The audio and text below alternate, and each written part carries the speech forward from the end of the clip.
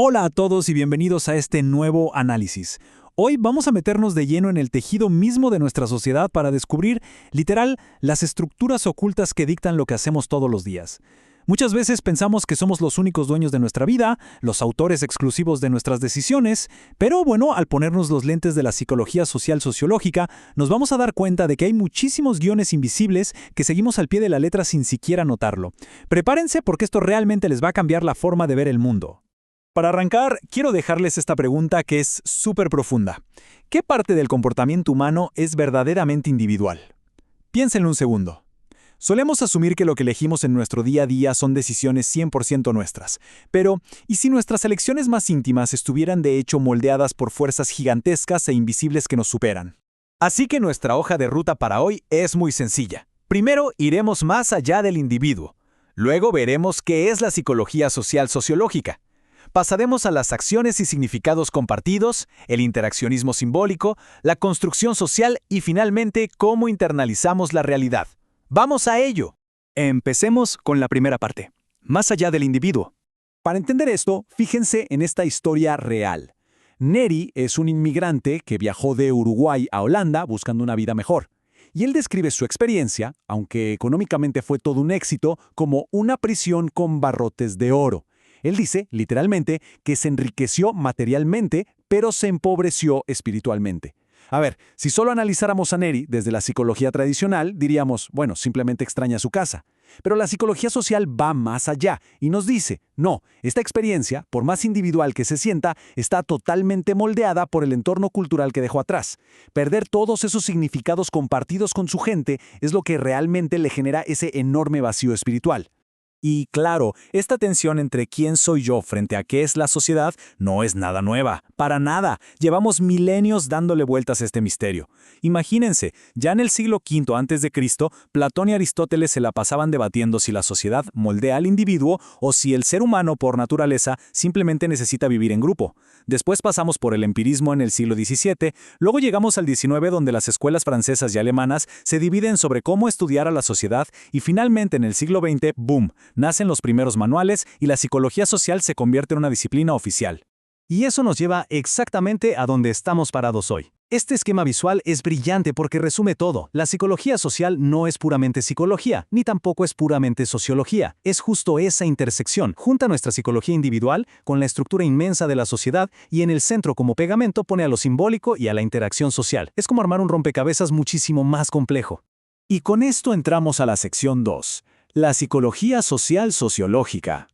La clave para entender de qué estamos hablando hoy es ver cómo se invierte la fórmula clásica. Por un lado, la psicología social enfocada en lo psicológico arranca desde la mente de la persona. Estudia al individuo para intentar explicar cómo llegamos a formar grupos sociales. Pero, y aquí viene lo bueno, nuestro enfoque de hoy, la lente sociológica, hace exactamente lo contrario. Empieza mirando desde arriba, observa las estructuras gigantes, la cultura y los orígenes sociales para tratar de explicar por qué una sola persona toma la decisión de comportarse de cierta manera.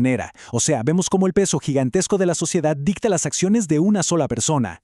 Avancemos a la sección 3, acciones y significados compartidos. A la hora de explicar esto, en el siglo XIX tuvimos dos grandes titanes con ideas súper distintas. Representando a Francia, Émile Durkheim. Él veía la sociedad de una forma muy rígida. Decía que los hechos sociales son realidades objetivas, casi como si fueran la gravedad o el clima. Están por encima de nosotros y básicamente nos obligan a actuar de ciertas maneras. Pero, del otro lado, desde Alemania, Max Weber nos dice algo muy diferente. Afirma que para entender la realidad, más bien hay que fijarnos en el significado subjetivo que tú y yo le damos a lo que hacemos. Entonces, uno mira de la estructura hacia abajo y el otro del individuo hacia arriba. Pasamos ahora a la sección 4, el interaccionismo simbólico. Y bueno, ¿cómo unimos estas dos visiones tan distintas? A principios del siglo XX, en la Escuela de Chicago, surge un puente perfecto, el interaccionismo simbólico. Impulsado por mentes como George Herbert Mead, este enfoque nos dice algo fascinante. La realidad social no es algo fijo que simplemente nos cae de arriba y heredamos pasivamente. Para nada, la construimos tú y yo en tiempo real. Todo el tiempo, cuando interactuamos, hablamos y compartimos símbolos. Sé que suena un poco abstracto, pero miren este ejemplo que es una joya. Imagínense a Ramona, una mujer en Argentina, recordando el día que cumplió 15 años y tomó mate por primera vez con su familia. Físicamente el mate es muy amargo. A ella no le gustó el sabor real, le pareció intomable. Pero ¿saben qué? Eso no importaba en lo absoluto. Lo que realmente importaba era el significado. Al pasarle el mate, las mujeres de su familia la estaban aceptando en el círculo de los grandes. Ese significado simbólico de «ya eres adulta» fue tan poderoso que moldeó su comportamiento y terminó adoptando la costumbre para toda la vida. Usando a Ramona podemos entender las tres premisas centrales que Herbert Blumer planteó sobre esta teoría. Primero, actuamos en base a significados subjetivos. Para Ramona, la bebida no era agua caliente con hierbas, era la adultez. Segundo, ese significado no vino preinstalado en su cerebro, surgió puramente de la interacción social con su familia. Y tercero, nosotros somos activos. Ramona interpretó ese símbolo y decidió tomarlo. No somos robots, ¿verdad? Somos personas que leen la situación y actúan en base a esa lectura. Esto nos lleva a la sección 5, la construcción social. Ahora ampliemos un poco la perspectiva. Pónganse en esta situación. Son las 7:30 de la mañana en el patio de una secundaria. Hay gritos, caos, estudiantes por todas partes. Y de repente, suena un timbre. En menos de 5 segundos, el ruido desaparece por completo. Los estudiantes se paran en filas perfectas, divididos por género, en un silencio absoluto frente a un adulto. Si le quitamos las reglas invisibles a esto y lo vemos desde afuera, es un comportamiento rarísimo, hasta absurdo. ¿Por qué de la nada cientos de personas actúan de forma tan sincronizada? La respuesta nos la traen Peter Berger y Thomas Luckmann con lo que llamaron construccionismo social. Ellos dicen que la sociedad es una realidad dual. Volvamos al patio. El edificio de la escuela y el director son realidades objetivas, están ahí, punto. Pero al mismo tiempo, es justamente porque los estudiantes repiten esta acción todos los días, hacer fila cuando suena el timbre, que esa autoridad se mantiene viva. Básicamente, nuestras rutinas y hábitos diarios son literalmente los ladrillos con los que construimos y sostenemos el mundo todos los días. Llegamos a la última sección, la número 6, internalizando la realidad. ¿Y cómo es que esta sociedad construida se mete dentro de nuestra cabeza? Berger y Luckmann dicen que es un ciclo de 3 pasos inseparables. Paso 1, la externalización. Alguien hace mucho tiempo inventó el concepto de una escuela y decidió usar un timbre. Fue un invento humano.